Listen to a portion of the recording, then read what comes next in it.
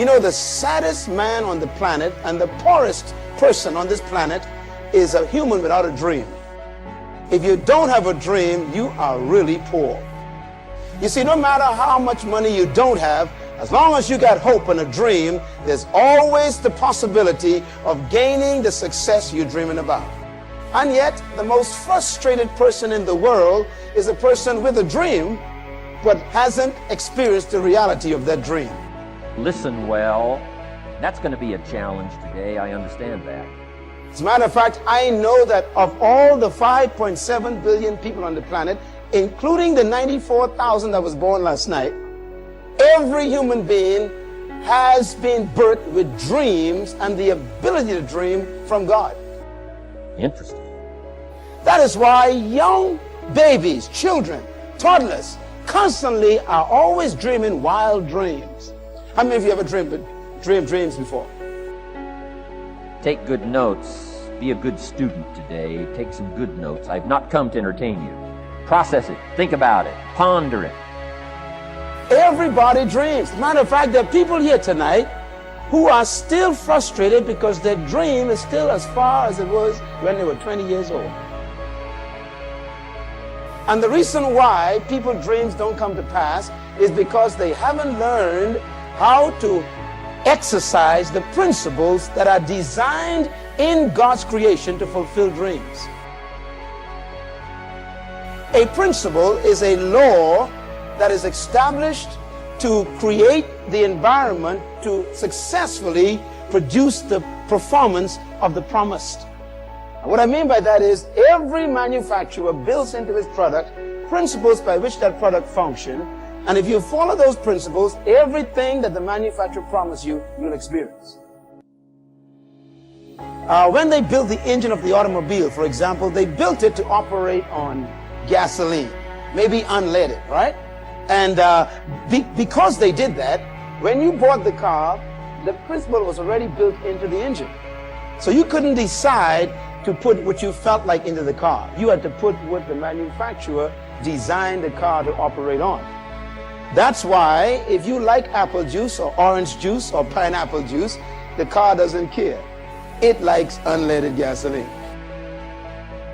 And once you do what the principle commands you to do, the car will function for you.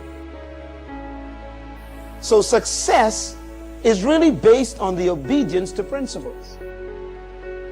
You'll follow just a little bit of those simple guidelines, telling you the learning process can be speedy, swift, powerful. Your learning curve can go up, and then applying it to your business, your life, your family, conversations, equities of all kinds. You'll find some progress like I did that first 5 years when I met a teacher willing to share with me, turn my life around. Progress I couldn't believe happened. Write that down. It's a very important, simple concept. Success is based on obedience to principles. In other words, being successful is not luck. Being effective in your life is not a matter of being a lucky person or a fortunate person. Success and top performance in life is literally a simple process of obedience to principles.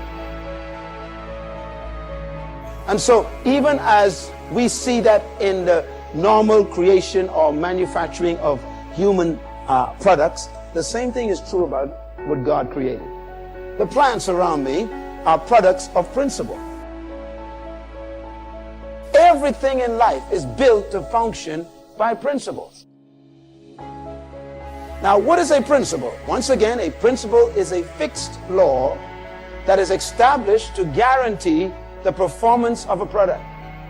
Once you obey the principles, success is automatic. That makes life exciting. Now, principles are established to make life simple. That's what makes us different than all other life forms.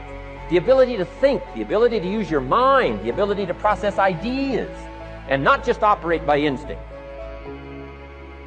When you don't know the principle of a thing, you have to literally trial and error it through life.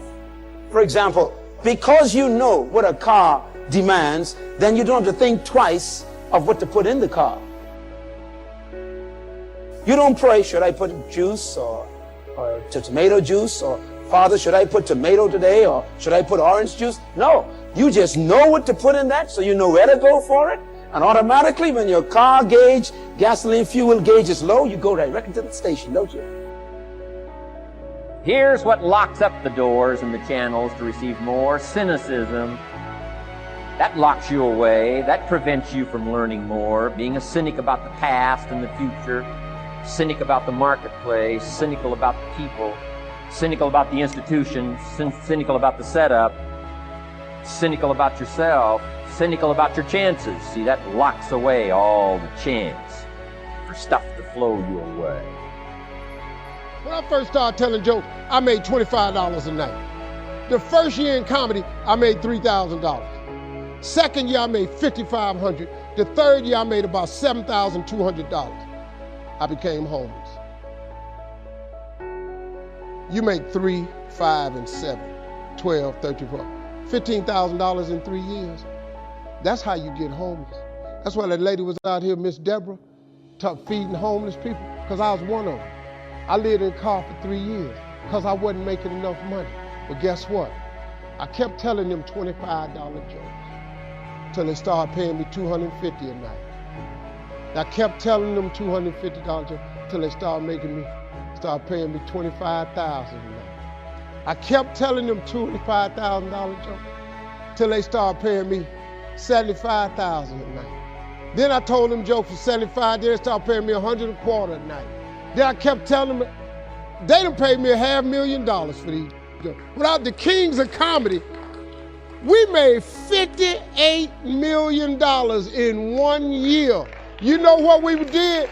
We told jokes. Them the same $25 jokes. They ain't nothing but English. Ain't what like I was doing them in Spanish and no like that. I was just same funk jokes for $25. I just kept repetition over and over and over. I turned them jokes into an empire. I turned them jokes into a lifestyle beyond my wildest dreams. I turned them jokes into funds. My grandkids ain't got to worry about nothing. I done put up so much with them $25 jokes. You are sitting on an empire. You are worth millions. That's how you become a millionaire. You don't try to think of a million. You just do this $10 thing you got over and over and over. You're sitting on money, man. That's how you get rich. Quit trying to figure out how to make a million. Take something, a $10 idea, and just do it, and keep praying about it. Keep asking God to show you the next level. Keep asking God for strength when it looked like you ain't gonna make it. When I was homeless, it looked like I wasn't gonna make it. I kept praying about it, kept asking God to come get me. I kept leaning on my mama. Man, she said, he didn't bring you this far to leave you. I kept hearing her say that. You know, I could have gave up a long time ago, but I never gave up. I just kept fighting. God is gonna come through and do what he say he gonna do, but you got to give him something to work with. If you do that, God will change your whole life. I dare you to try. I dare you to take your gift and do it over and over and over. Watch what he do. The Bible says your gift will make room for you and put you in the presence of great men. Don't say nothing about your passion or your education. Your gift. If you do that, God will change your life. Thank y'all for coming. So I would say, you support free speech because it's the mechanism that maintains the sanity of the individual and society. And you live in relationship with the spoken truth to the best of your ability, because the alternative is hell. And if hell is what you want, then you can remain arrogant and resentful and deceitful. But if you want to work to better the world, to bring it up to what it might be, then you speak forthrightly, you clarify yourself, and you act properly in the world. And then you see what happens. And this is the final thing I'll say. I spent a long time studying the Sermon on the Mount. It's a key document. It's Christ's commentary on the Ten Commandments, in a sense. The question being, if you codify the rules by which a society might function, is there something within the structure of the rules that rises above them that acts as the fundamental principle from which they're all derived? It's the ultimate question of human ethics. What is the highest principle? And the answer that's put forth in the Sermon on the Mount is quite straightforward. Aim at the highest possible good that you can conceive of. Whatever that is that you can conceive of, that serves as your God for all intents and purposes. Having aligned yourself with that good, speak the truth and see what happens. That's the act of faith. The act of faith is whatever the truth reveals is the best of all possible worlds, regardless of how it appears to you now. It's a guess, right? It's something you stake a bet on. Well, what do you think? The best of all possible worlds will be brought into being by deceit?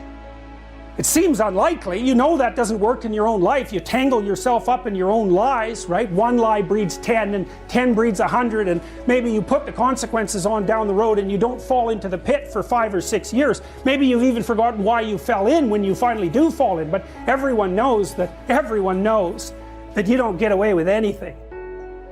And so the issue is, well, what would happen if you just said what you thought? Stupid as it is, inaccurate as it is, and listen to people, criticize you in response to shape you and make you more articulate. What would your life be like?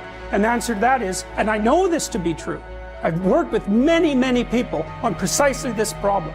Your life gets better and better and better and richer and deeper, but that comes with a heavier and heavier burden of responsibility. Well, that's okay. You use the observation of your own capability to bear responsibility, to buttress yourself against the terrors of being finite. You say, weak and miserable as I am, I can still stand up to the terrible tragedy of life and prevail. And that's good enough.